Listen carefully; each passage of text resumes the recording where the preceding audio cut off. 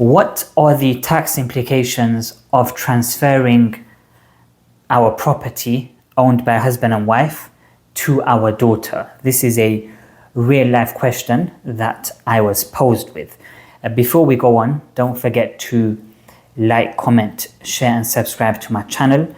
My name is Omar Aswat, Chartered Tax Advisor, owner of Aswat Tax, where we provide high-level or specialist tax advisory support to business owners, property landlords and high net worth individuals.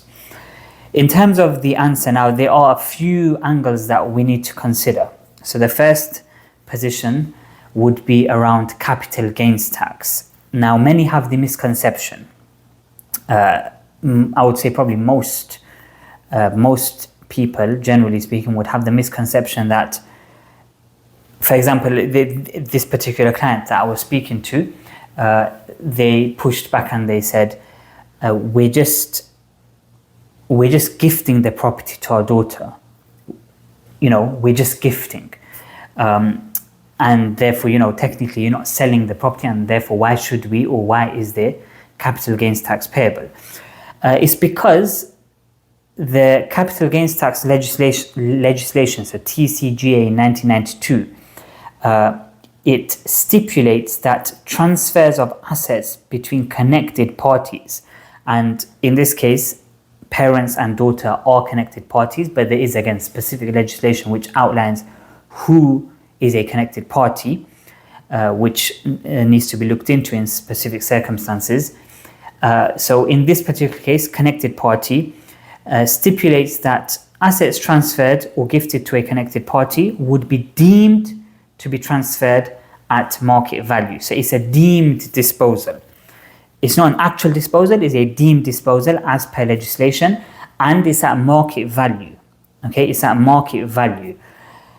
So effectively, even though you're gifting the property to your connected party, so it doesn't have to be the daughter, it can be anyone, it can be to your brother, sister, son, grandchild, anyone that's a connected party, gifting of assets is subject to capital gains tax at market value. So effectively, it will be the normal calculation, deemed disposal, so it's not sales proceeds, you're not receiving any funds, it's a deemed market value disposal, less the original base cost and enhancement expenditure as normal, and then that gives you your capital gain.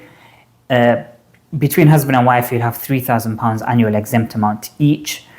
So you less that, and then you have your chargeable gain, which is subject to tax at residential property 18% or 24%, potentially going up in the budget, but for now, September 2020, Friday 13th September 2024, 18% or 24% on residential property. The other angle that we need to consider would be around stamp duty land tax. As soon as we start talking about property, we need to consider stamp duty land tax.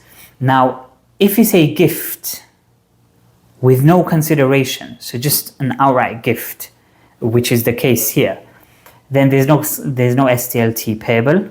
Okay, so we're clear from that angle. There is one caveat though. There is one, again, another, this is not a misconception, this is just people completely miss this point, which is that if there is a mortgage outstanding on the property, then that value, the mortgage amount outstanding, is treated as consideration specifically for stamp duty land tax purposes as per SDLT legislation. So you just need to be careful. If there's borrowings outstanding, then that amount will be subject to stamp duty land tax. So care must be taken. I would say, to summarize the answer, two particular considerations or tax considerations that need to be looked at. One is capital gains tax, and number two is stamp duty land tax. There are ways around, both taxes. As in, stamp duty land tax is okay. That's more of a real life. Is there a mortgage outstanding or not? And then we can take it from there. But capital gains tax, there is the potential use of a discretionary trust whereby there are special reliefs making it sound dramatic, but there are special or particular reliefs that are available, such as holdover relief under Section 260 TCJ 1992, which allows the property, which in this particular case, which allows the asset or the property to be transferred into trust, free from capital gains tax under Section 260, with your daughter, or with the daughter in this particular scenario that we came across, with the daughter as the beneficiary. That's a topic for another day. That is more complex and you need to seek our advice. But I hope you found that beneficial. I hope you found that useful. Property tax is something that I look at every single day. So I've got this one client. So from our current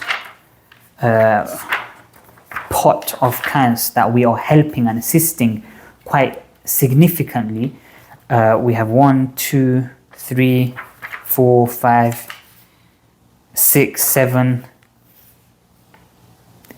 technically 8, 9. So I can keep going, but we've got at least 10 clients right as of this moment related to property. So whether it's mitigating their income tax, they might be paying large amounts of income tax. Whether it's advice around trust, discretionary trust, transferring assets, capital gains tax planning, inheritance tax quite closely. We also have overseas investors, so non-UK resident individuals. They might be expats in other countries, like myself, currently in Saudi Arabia, owning UK land and property. So they require advice as well. It doesn't mean if you're non-resident, you don't need to pay any UK tax.